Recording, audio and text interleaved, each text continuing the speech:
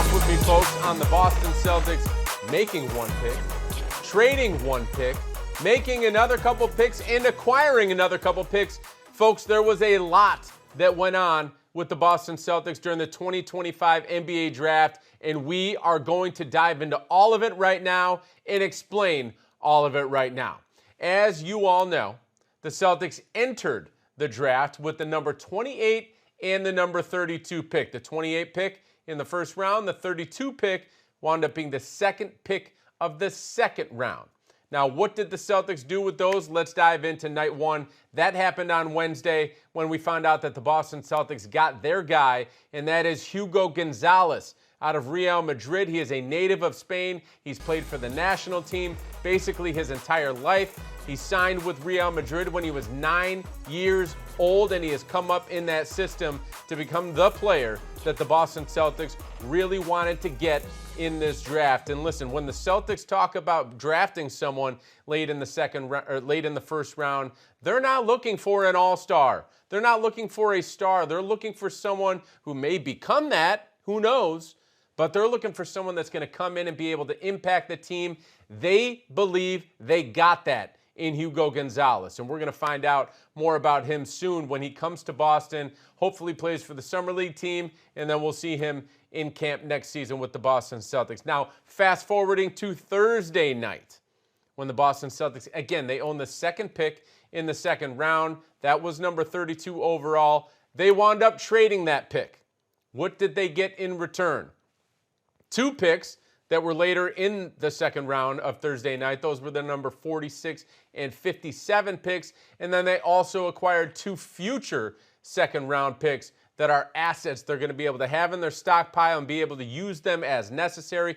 Maybe they wind up drafting players. Maybe they wind up using those picks to be able to facilitate other moves. Listen, I sat down with Brad Stevens a couple summers ago, and we had a nice long one-on-one that you can find right here on the Celtics YouTube channel. And we talked about the second rounders being very important now as we move our way into the real doldrums of the second apron. Okay, this year is when teams are starting to feel the second apron.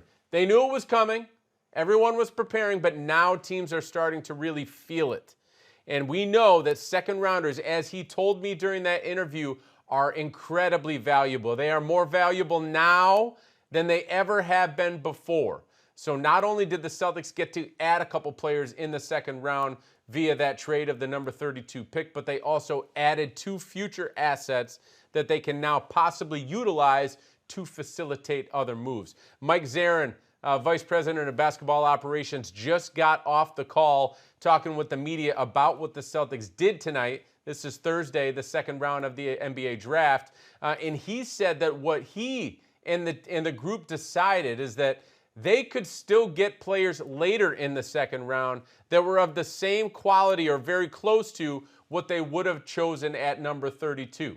So they got players that were of similar quality later in the round, all while adding a couple extra picks for the future. So we'll get into this a little deeper later in the episode. But first off, let's dive in to our guy, Hugo Gonzalez, who is coming to the Celtics again out of Real Madrid.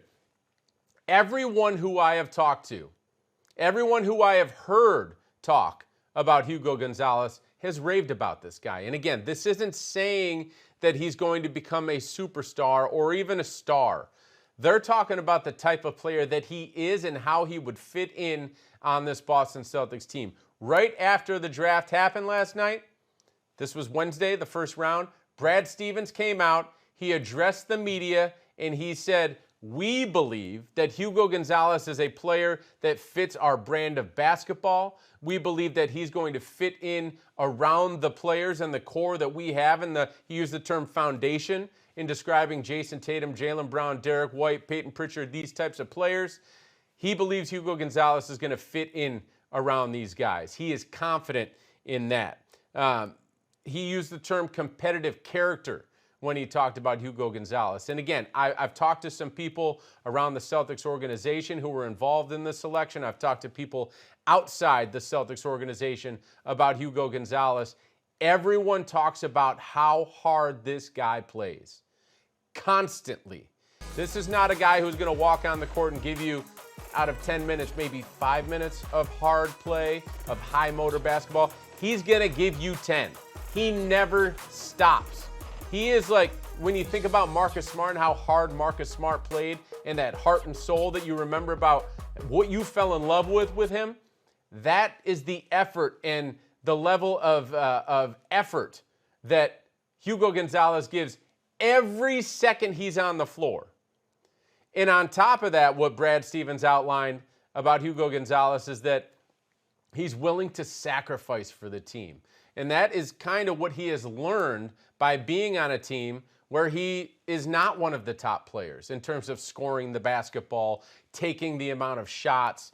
He's already learned at a young age, playing with such great players over there for Real Madrid, that he's learned how to play around greatness. And that's what he's going to have to do here in Boston, because the Celtics do have greatness on this roster. They've got two players. One of them obviously is injured and is going to miss at least a large chunk of next season in Jason Tatum, but they've got two players who are all NBA players. That's some of the best players in the world are on this team, alongside a fringe all-star in Derek White, alongside an elite shooter in Sixth Man of the Year in Peyton Pritchard. Like, these are great players, and the Celtics have to find guys who are going to fit in around them.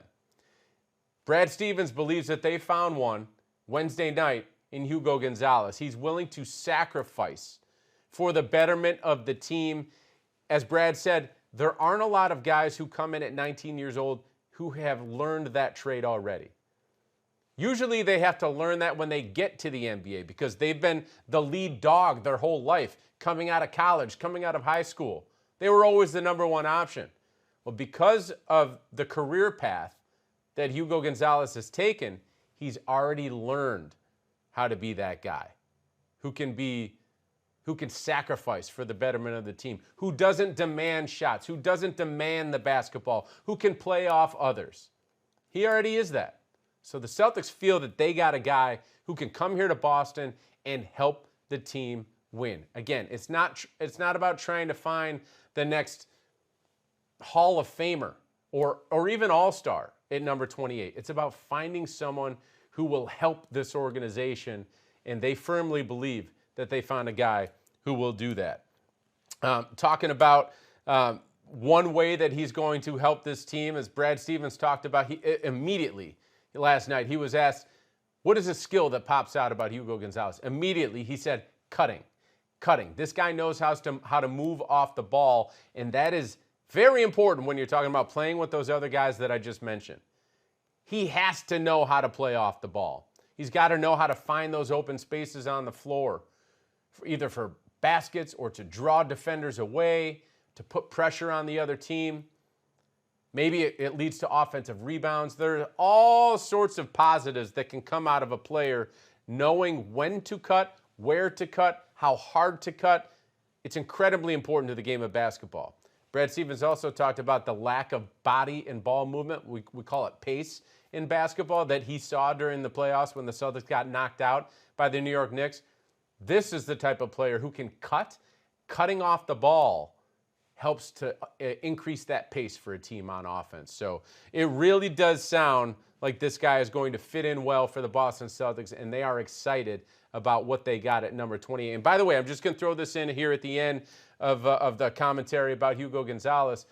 When you're picking at number 28, if you're not going, especially considering where the Celtics are slotted when we're talking about what their salary is, facing up against aprons, when you're picking at number 28, just like they did last year with Baylor Shireman, who was a couple picks higher than that, but you're not going to use the pick unless you're going to get someone that you really want. They could have just traded the pick, saved some money, and helped against the cap and all that stuff. No. Just like last year with Baylor Shireman, they decided this year with Hugo Gonzalez that they had someone they wanted. They had someone who would help this team move forward, and the organization would benefit from having them on board for at the very least the next 4 years of that guaranteed first round contract. So they made a conscious decision to not trade that pick and maybe save some dollars. They made the decision to keep the pick and use it on Hugo Gonzalez. So I'm excited about this guy. I can't wait to see him get out on the court. Sounds like he's going to be here in Boston as early as next week. We don't know if that means he's going to be partaking in Summer League practice and possibly playing for the Summer League team. We'll find out about that down the road, but he will be here in Boston as early as next week. So excited to sit down and meet him as well. Now, let's get in the second round because that's when things got a little bit crazy, okay? We're sitting around, we're thinking the Boston Celtics are going to be done with their second round very early in the night. Mike Zarin was originally scheduled to talk to the media at 8:45. Wound up happening at about 11 p.m., okay? And why? Because the Celtics wound up making some moves, all right? What they did is they decided to trade out of that number 32 pick and acquire 2 picks later in the second round. Again, I'll repeat that. They acquired the number 46 pick and the number 57 pick. And they also acquired 2 future second round picks. So those are the assets that we've talked about here at the start that Mike Zarin, Brad Stevens, and that whole basketball operations team is going to be able to utilize in the future, either to add talent to the Boston Celtics roster or to be able to use those picks to facilitate other moves. And that can be in a variety of ways. We're going to have to wait and see how that possibly unfolds over the course of the next couple of years. These picks, I believe, are coming in 2026 and 2027. So we've got a couple years to see how the Boston Celtics will wind up using those picks. But they added assets to the future. And as Brad Stevens said to me in that interview, second-round picks are incredibly important right now in the NBA. They can move the needle when you're trying to get a deal done. We saw it with other players. We've seen it with players like Kevin Durant. 5 second-rounders were involved in that trade. Listen, second-rounders are important, and other teams value them. So not only did they get those futures, but they also got to pick at number 46 and number 57. At number 46, the Celtics wound up getting Amari Williams. He's a 5-year center that comes out of, a 4-year center that comes out of Kentucky. He spent his No, it was 5 years. I apologize. 5 years. First 4 years were at Drexel, his final year at Kentucky. And what Mike Zarin said on that call just a few moments ago about Amari Williams is that he's been, and by the way, this guy's 7 foot tall with a 7'6" wingspan. He is a huge person. He's a huge human being. 262 stepping on the scale. A huge human being. But what Mike Zarin said is that he's been one of the best passers in college basketball for a long time. Interesting to hear that about a guy who's 7 feet tall with a 7'6" wingspan. You don't hear that very often about centers who are one of the best passers at the level that they were playing at. Very interesting to hear. And you dive into the numbers, Amari Williams tied for the team high in assists last season at Kentucky. Their starting center tied for the team high in total assists last season at Kentucky. At Kentucky! This wasn't like a second fiddle, like small conference team. This was at Kentucky. Okay? And he tied for the team lead in assists as a center at 7 feet tall. So clearly, this kid has got vision. He's been said to be a shot blocker. He's a big who can pass, who can rebound. Jay Billis said right on the broadcast on ESPN, and he knows his stuff about college basketball. He said that Amari Williams can really pass it, and he can really rebound the basketball, can finish around the rim. So sounds like a player that the Celtics could be very fortunate to have found at number 46. And by the way, a couple of comps that we've got, NBA.com, their comp was Jakob Poeltl potentially down the road, and Kevin O'Connor, our guy from Yahoo Sports, his comp was actually Neemias Queta, who actually already plays for the Boston Celtics. Again, Brad Stevens loves bigs who can pass the ball. We've seen it with Al Horford, Queta, Kristaps Porzingis could really pass the ball. Brad Stevens emphasizes and puts a heavy emphasis on getting players, big men who can pass the basketball. This guy certainly can do it. He can rebound, score around the basket as well, and he can block some shots too at 7 feet tall. So let's see what he winds up turning into. Later in the second round, the Boston Celtics wind up getting Max Shulga out of VCU at pick number 57. He was the Atlantic 10 Player of the Year this past season. Shot 39% from three-point range over his 5 college seasons. So that's not just one season. okay? That's over all 5 of his college seasons, shot 39% from 3. So the kid can shoot. And as Mike Zarin said after the pick and when he came on with us a little while ago, like, this kid's a really good player. He's tough. He can shoot. He can dribble and handle the basketball. Now we got to find out if he can defend at the NBA level. Zarin didn't say that. I'm saying that based upon what I've seen and what I've read about him. He's got to prove that he can defend at the NBA level. And if he does, he's going to be a player. He's going to be around for a while. So again, the Celtics feel good about what they got at 46 and 57, all while adding a couple of future assets. They also drafted Hugo Gonzalez during the first round, who they believe is going to be a contributor and someone who can really fit in well with what the Boston Celtics are trying to accomplish on the court with the core that they have in place. So seems to me like a great couple of draft nights for the Boston Celtics. By the way, let's dive into a little bit more about the offseason, and it does have to do with those assets. I do want to touch on this. Brad Stevens, when he spoke to the media on Wednesday, he used the word flexibility 7 times. He used the word assets 3 times. So that's 10 instances where he talked about flexibility and assets. The Celtics gained a little bit of that with what they did in the second round on Thursday. They gained some flexibility by having those picks and those new assets over the next couple of years in the second round. And they also are doing their best to gain some flexibility by trying to make some moves that are going to make sense with what they're doing financially here at the Boston Celtics moving forward. So we'll have to wait and see when any of that stuff comes through and what this team is going to be looking like for next season. But we should understand that Brad Stevens is putting an emphasis on flexibility and assets. Those are 2 very important things in words that he used 10 separate times on Wednesday night. That tells you how important it is to him. So it should be interesting to see what the Boston Celtics do on that front. But all right, let's dive into a few comments here from the fans. All right, first comment of the night coming in from Digger Pike, who says, I see why each was drafted. Amari has some Draymond skills. Schulga looks like Strus. Talking about Max Strus, former Celtic. Hugo is very gifted. 2027 can't get here fast enough. All right, Digger, I don't like what you're coming at me here with at the end here. 2027 can't get here fast enough. Let's not fast forward. We don't know if these guys might be able to contribute before that, okay? Let's wait and see.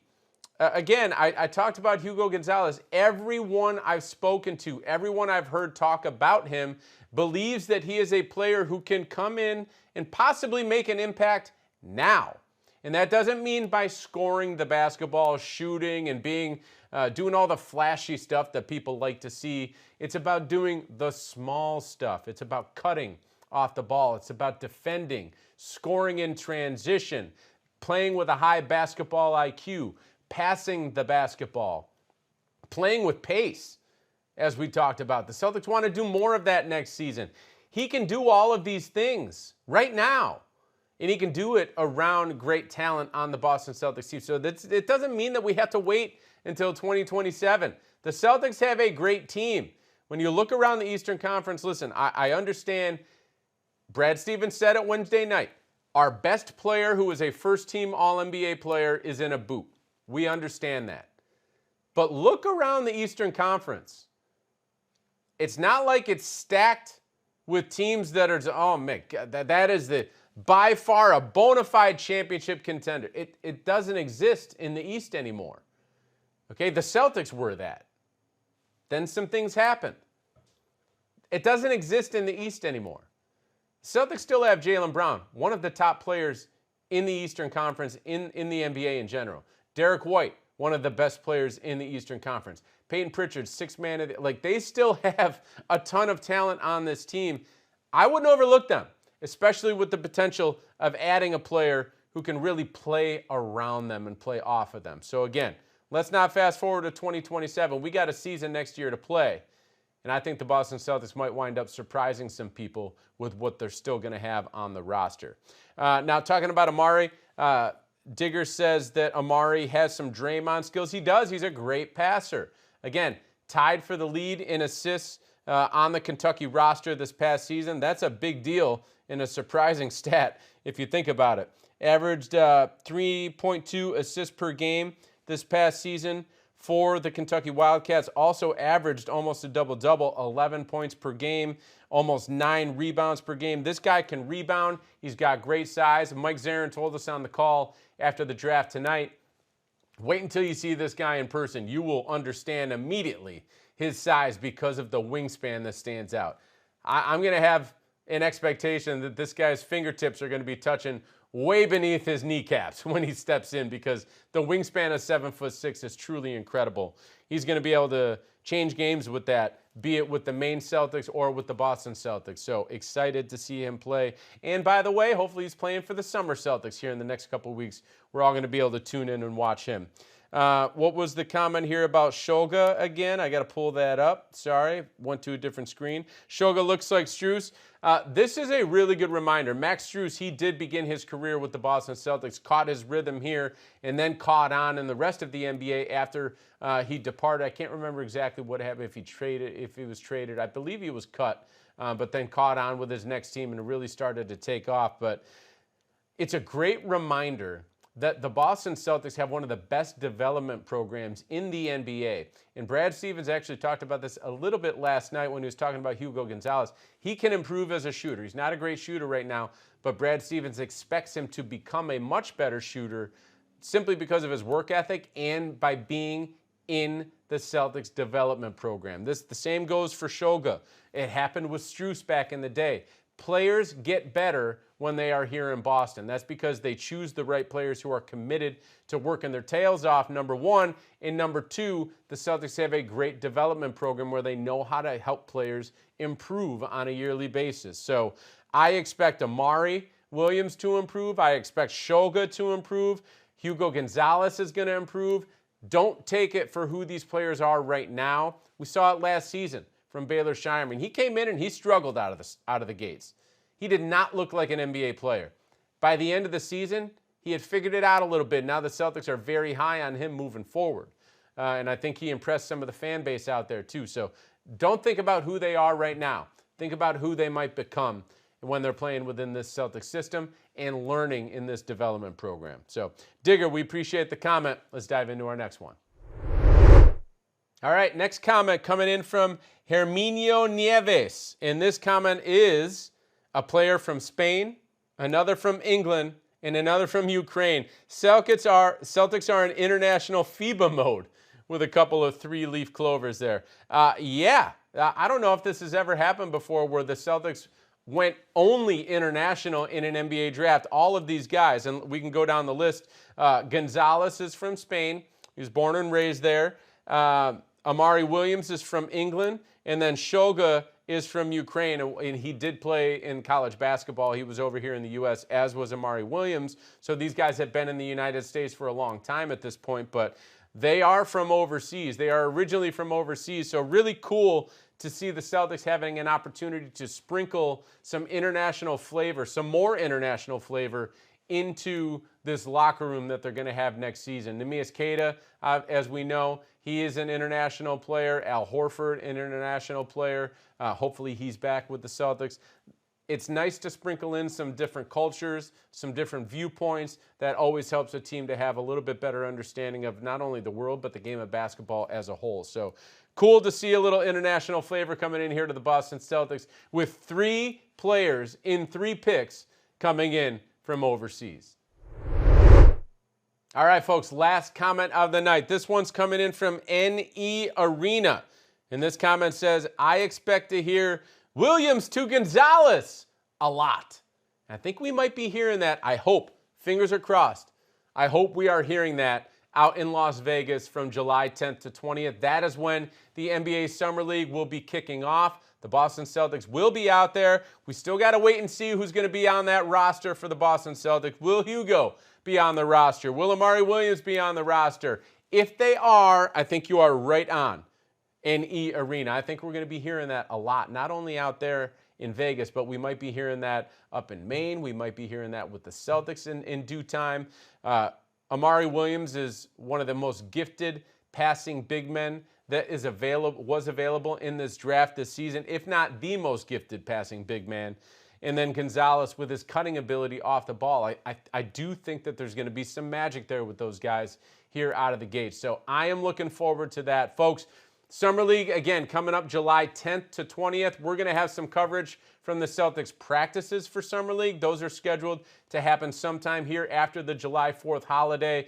Make sure you stay locked into the Celtics channels. We're going to have stuff on YouTube, on the social channels. We're going to have stuff on Celtics.com with written content. Tune in, check out all of our channels, stay up to date with everything that is the Boston Celtics Summer League. We're launching a brand new page called Summer League Central. Everything you're going to want is going to be on that page. Roster, stats, information, inside access, everything you want, it's going to be there. So make sure you come back to our channels when the Summer League kicks off. Again, practice happening shortly after the 4th. And then we've got the games starting up between the 10th and the 20th. We're waiting to see the schedule to come out here in the coming days, but it's coming in hot. It's coming in hot just like July is. The temperatures are rising, and we can't wait to see the Summer Celtics out on the court. Appreciate you tuning in. Appreciate you taking part in the podcast tonight. And we'll see you next time with another episode of Sound Off. When is it going to happen? We don't know. I'm guessing sometime in July, so keep it tuned in. Thanks, folks.